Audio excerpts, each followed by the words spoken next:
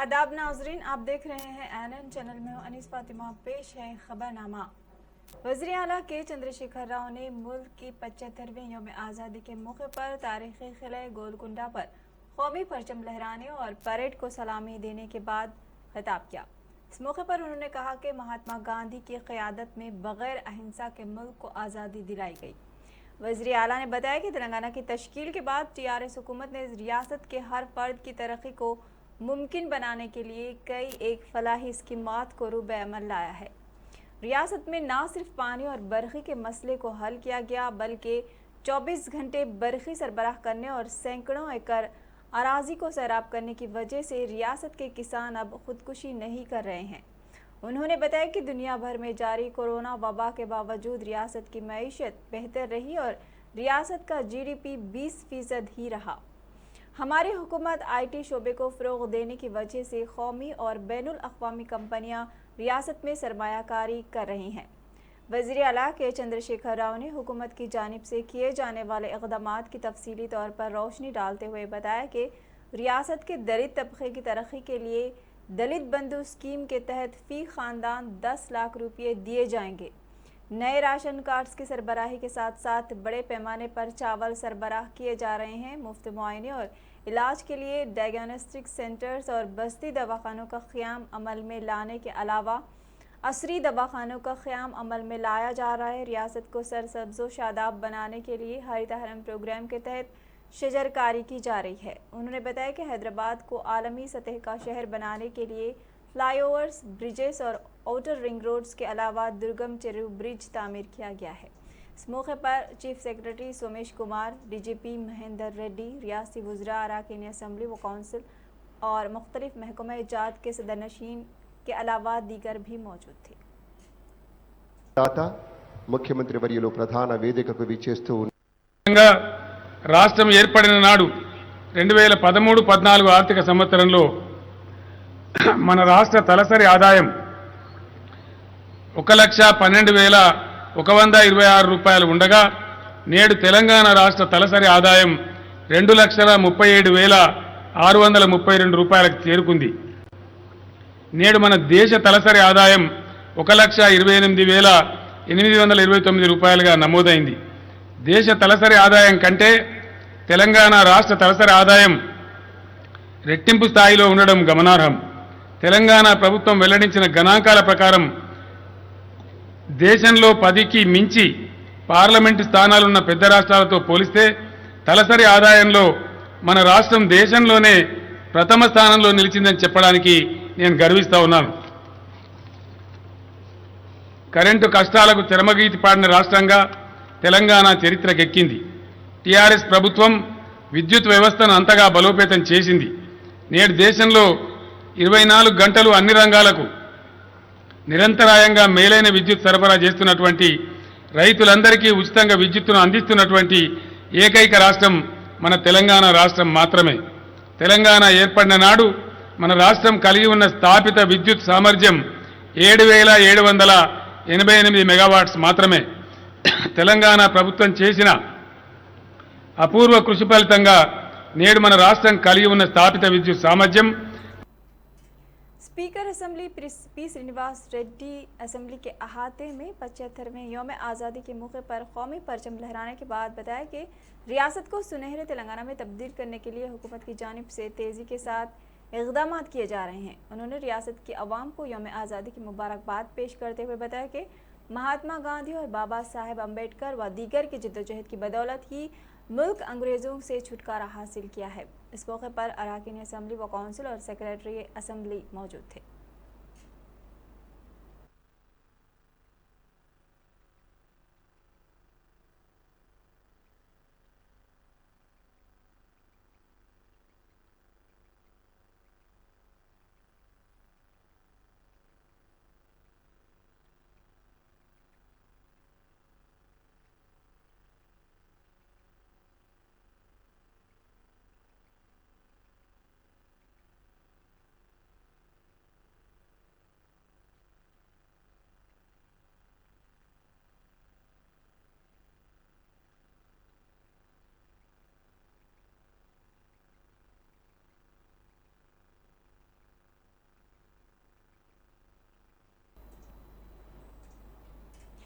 75वें यौम आज़ादी के मौके पर रियासती वज़ीर ख़जाना तन्नूर हरीश राव ने ज़िले सिद्दीपेट हेडक्वार्टर में परचम कुशाई अंजाम दी। इस मौके पर खिताब करते हुए वज़ीर हरीश राव ने कहा कि आसरा पेंशन स्कीम के ज़रिए 128 करोड़ 27 लाख रुपये फराहम किए जा रहे हैं। उन्होंने कहा कि इस माली साल में अब तक ज़िले में श्रीनिधि बैंक के ज़रिए SHG को 10 करोड़ 15 लाख का कर्ज मंजूर किया जा चुका है। हरीश राव ने रियासत की तरक्की के लिए हुकूमत की जानिब से किए जा रहे फलाही इक़दामात की सताइश की।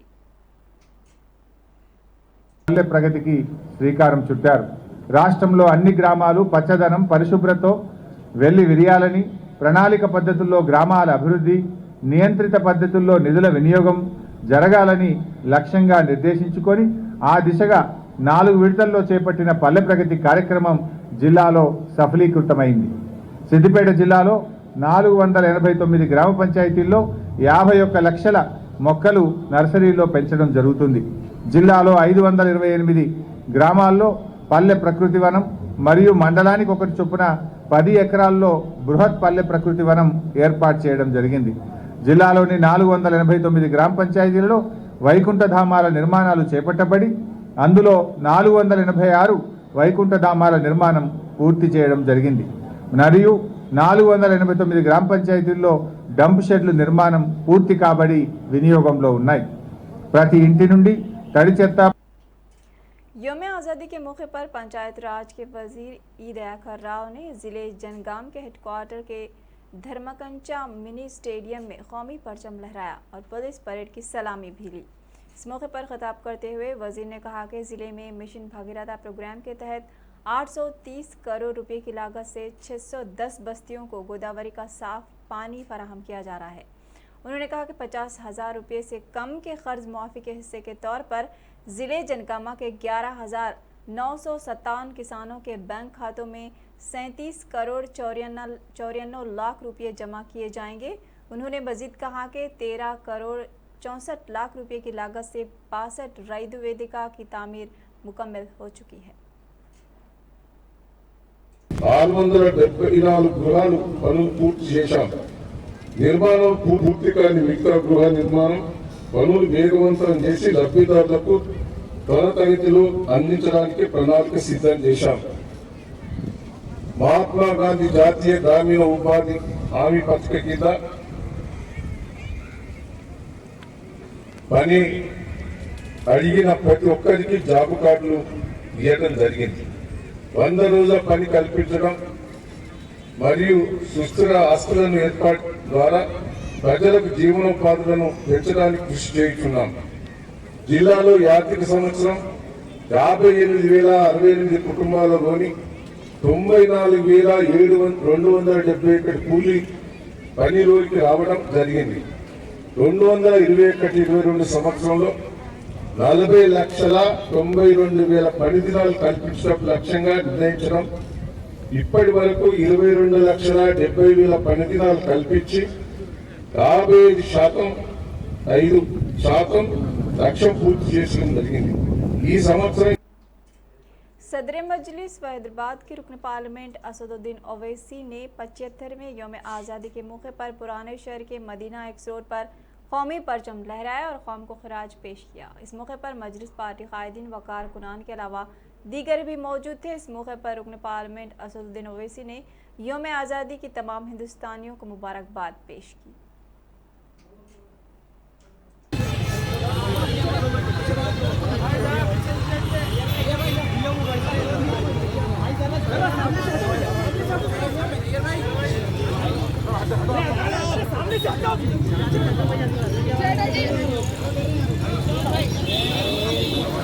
अरे भाई फोन नीचे रखो, है सेलफोन लो, सेल्फी नीचे लो, सेल्फी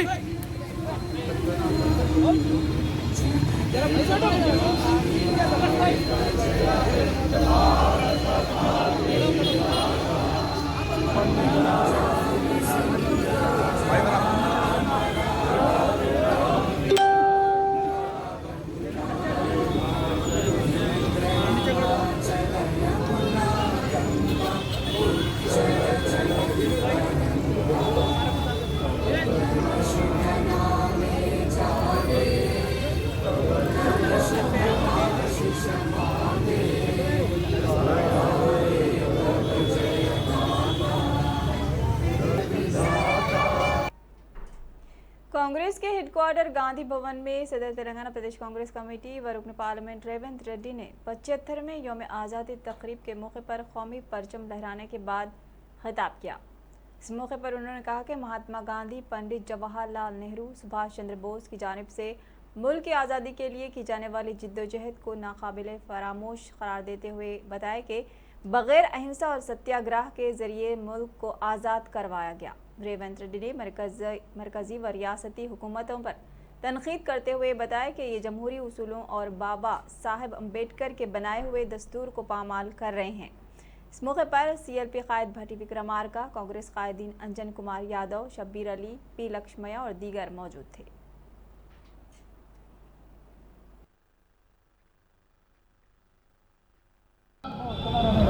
స్వతంత్ర ప్రయాణంలో ఈ ప్రజాస్వామిక దేశంలో కాంగ్రెస్ పార్టీ ఎన్నో గొప్ప విజయాలను సాధించింది. ప్రధానంగా పండిత్ జవహర్లాల్ నెహ్రూ, మహాత్మా గాంధీ, సుభాష్ చంద్రబోస్ ఇలాంటి వాళ్ళు ఎంతో మంది తమ ప్రాణాలను సైతం తమ రక్తాన్ని చిందించి ఈ దేశానికి స్వాతంత్రం తీసుకొచ్చారు. ఆనాడు 1921లో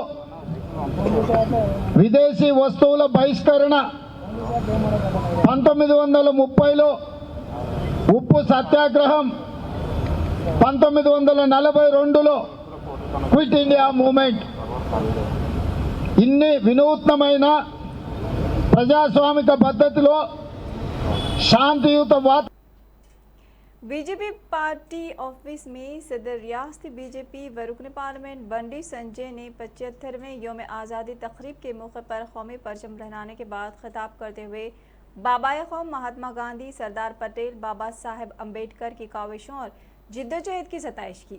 उन्होंने बताया कि मरकज़ में बीजेपी इख्तिदार पर फायज होने के बाद वज़ीर आज़म नरेंद्र मोदी ने कई एक अहम इक़दाम किए, जिनमें काबिल ज़िक्र कश्मीर से दिफा, 370 की बर्खास्तगी, राम मंदिर की तामीर और सबका साथ सबका विकास के जरिए हर फर्द की तरक्की को मुमकिन बनाया गया। इस मौके पर कौमी सदर OBC मोर्चा डॉक्टर लक्ष्मण, साबिक़ रुकन असम्बली रामचंद्र रेड्डी, साबिक़ रुकन कानून साज कौंसिल रामचंद्र राव के अलावा दीगर मौजूद थे।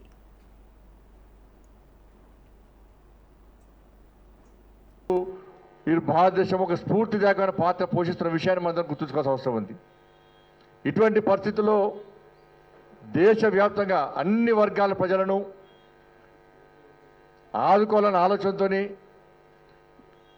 గతంలో ఇబ్బంది పడిన విషయాన్ని గుర్తించి ఆ ఇబ్బంది నుంచి తొలగించి ఒక మంచి సమాజ నిర్మాణం జరగాలని చెప్పే ఉద్దేశంతో శ్రీ నరేంద్ర మోడీ గారి నేతృత్వంలోని దేశం ఏ విధంగా మన దేశం ఏ విధంగా ముందుకు సాగుతున్న విషయాన్ని గుర్తుంచుకోవాల్సిన అవసరం ఉంది. ఎందుకంటే ఒక స్ఫూర్తి, దేశభక్తులను స్ఫూర్తిగా తీసుకొని ముందుకు సాగేటువంటి పార్టీ భారతీయ జనతా పార్టీ. అటువంటి ప్రభుత్వం భారతీయ జనతా పార్టీ ప్రభుత్వం.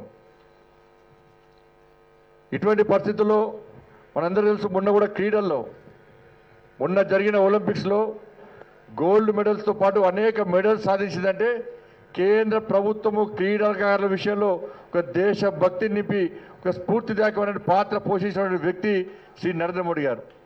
అన్ని రంగాల్లో ప్రజలు కూడా ఇలా ముందుకు సాగుతున్నారు. కరోనా మహమ్మారి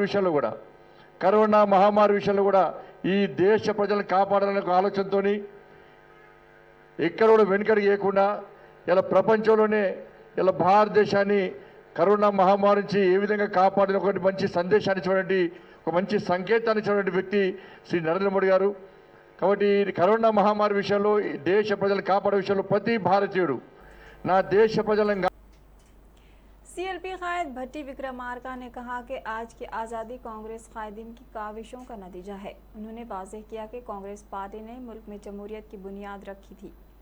उन्होंने मोदी और KCR पर तनकीद करते हुए कहा कि सरदार पटेल की तारीखी कारनामा बताकर मोदी और KCR PV नरसिम्हा राव की तारीख बताकर सियासी मुस्तकबिल को आगे बढ़ाने की कोशिश कर रहे हैं। उन्होंने सख्त बरहमी का इजहार करते हुए कहा कि पेगासस स्पाईवेयर वेबसाइट से बीजेपी सबको अपनी मुट्ठी में बंद कर रही है। उन्होंने इल्ज़ाम आयद किया कि मुबैना तौर पर मज़ाहिब, ज़ातों और इलाकों के नाम पर आज़ाद हिंदुस्तान को तकसीम करने की साजिश की जा रही है उन्होंने दलित बंधु को 118 हलकों में अमल करने का मुतालबा किया।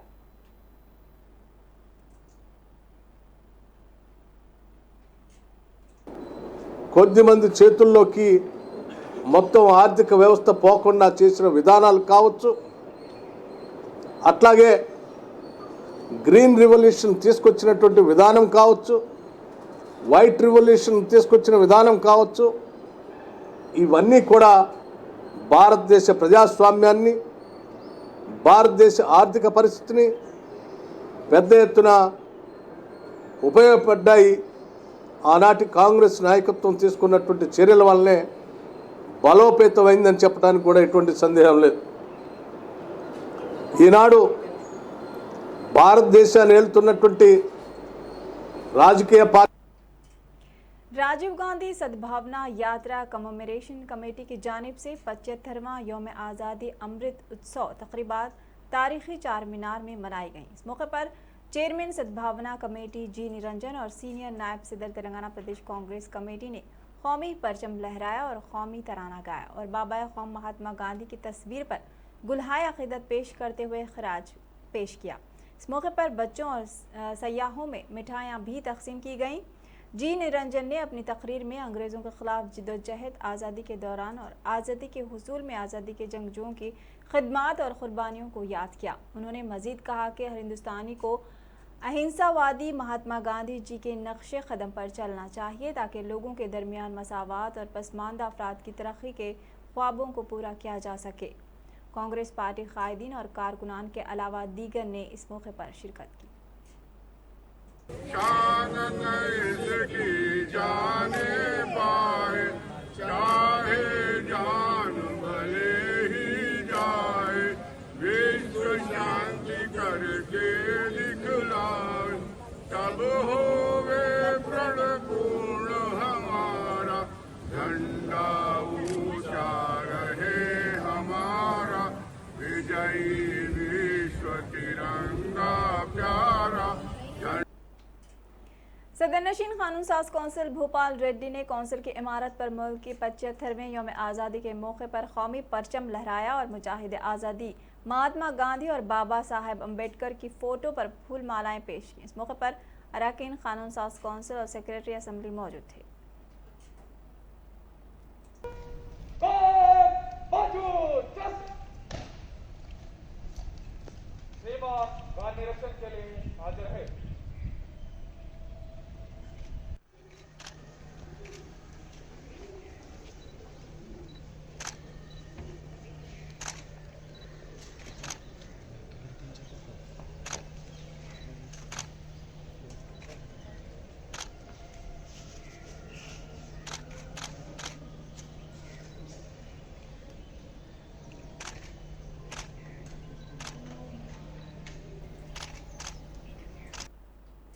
शहर हैदराबाद के मलकाजगिरी इलाके में वाक़िया GHMC दफ्तर में मुनक़िदा 75वें यौम आज़ादी की परचम कुशाई तकरीब के मौके पर बीजेपी और TRS पार्टी कारकुनान के दरमियान तसादुम का वाक़िया पेश आया है, जिसके नतीजे में बीजेपी कॉरपोरेटर श्रवण जख्मी हो गए हैं। बताया जा रहा है कि यौम आज़ादी की परचम कुशाई के दौरान बीजेपी और TRS कारकुनान के दरमियान बहस व तकरार हो गए और दोनों पार्टी कारकुनान ने एक दूसरे पर हमला कर दिया, जिस पर वहां का माहौल कशीदा हो गया।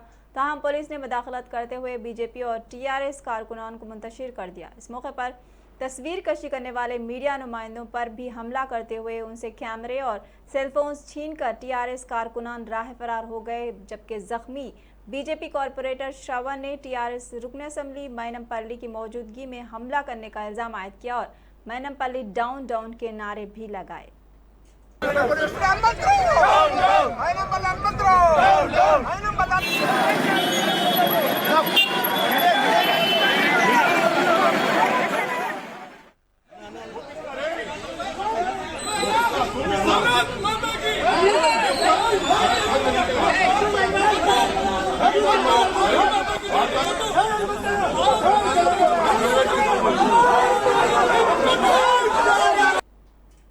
खबरनामे में फिलहाल इतना ही। मज़ीद खबरों के लिए देखते रहिए ANN चैनल। अल्लाह हाफ़िज़।